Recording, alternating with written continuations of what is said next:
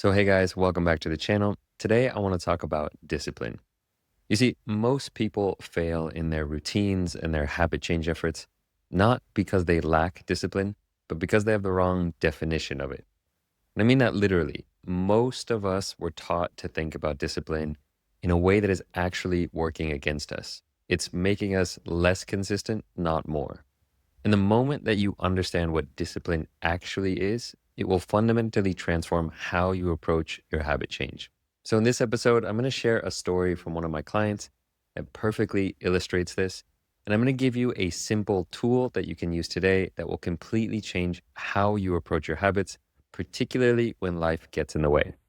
So, hey guys, if you're new here, I'm Jeremy Lipkowitz, men's coach, meditation teacher, and founder of Unhooked Academy, the program that helps men break free from compulsive behaviors from the inside out. If you'd like to support this show, please hit that subscribe button so you never miss an episode, and consider leaving us a review. It really does help. And now back to the episode. So, I want to start with something that one of my clients told me last week. For context, this guy is a CEO. He's a high performer. He's the kind of person who has his morning routine really dialed in. Early morning wake up, exercise, meditation, the whole shebang. And he takes it very seriously, and it's made a real positive difference in his life. Now, last week, he had a string of work travel. And so he had really early morning flights. We're talking like 5 a.m. departures. So his usual routine was gone. He just had no time for it. So he's rushing through airports, dealing with taxis and check-ins, the whole thing. Now, a lot of guys in that situation would just write off the day. I don't have time for my full routine, so I'll just skip it. I'll start fresh tomorrow. Or maybe next week when things settle down. Sound familiar? But that's not what my client did. He sat down somewhere in the middle of all that noise and chaos, and he did 1 minute of mindful breathing. Just 1 minute. Closed his eyes, focused on his breath, and came back to himself. And when he told me about it in our check-in call, I just thought, yeah, that's it. That's what real discipline looks like, and that's what this work is really about. Because here's the thing. There's this version of discipline that most people carry around in their heads. It's rigid, it's strict, it's all or nothing.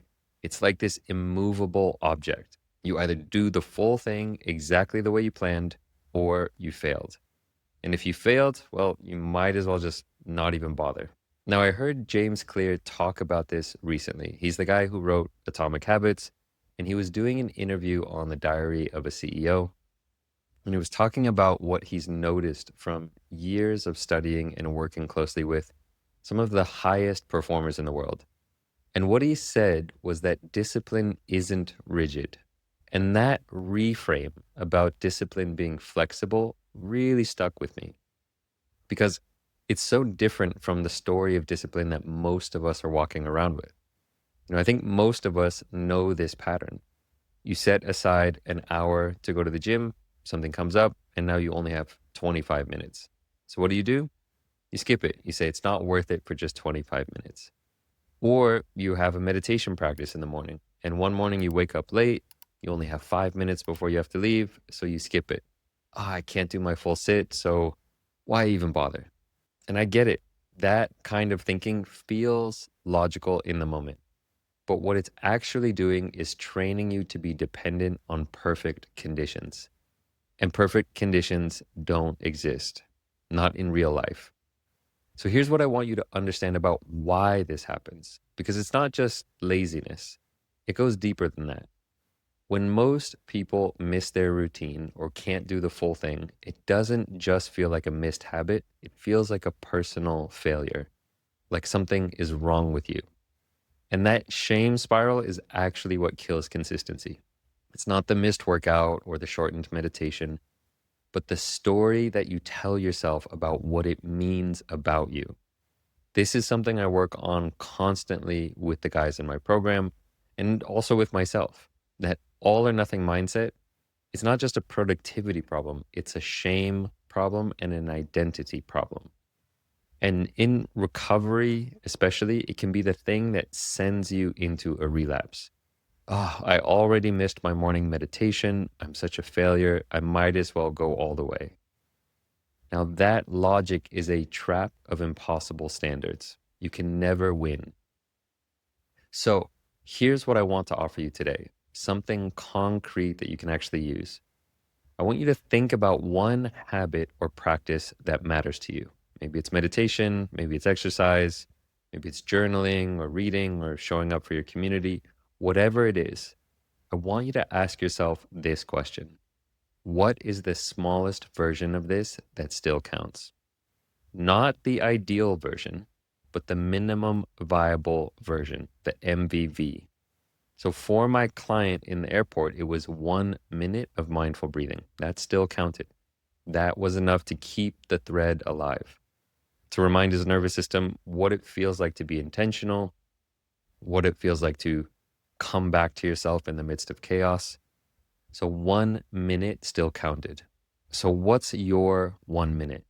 So pause and think about it. What's the minimum viable version for your most important habit? Maybe it's 1 page of reading in your book in the morning. Maybe it's sitting down on the meditation cushion for 1 minute. Maybe it's 5 push-ups, journaling for 1 sentence. What is the version that even on the worst day, you can still do? Because when life gets in the way, which it will, and you're standing at that fork in the road deciding, should I skip it or do something else? You want to know already what your answer is. So I'll leave you with this. The most disciplined version of you isn't the one who never misses. It's the one who never quits. I'm going to say that again. The most disciplined version of you isn't the one who never misses. It's the one who never quits. Don't let perfect get in the way of the good. Don't let a changed circumstance become a reason to abandon the whole thing. Find what your minimum viable version is, and then keep the thread alive. Show up in whatever way you can. That's real discipline. It's not rigid, it's flexible. Now, if this landed for you, please share it with someone who you think needs to hear it. And if you're working through compulsive behaviors and want real structured support, check out Unhooked Academy, my online program, at unhookedacademy.com. We'd love to have you in the community. All right, that's it for today, folks. See you guys in the next one.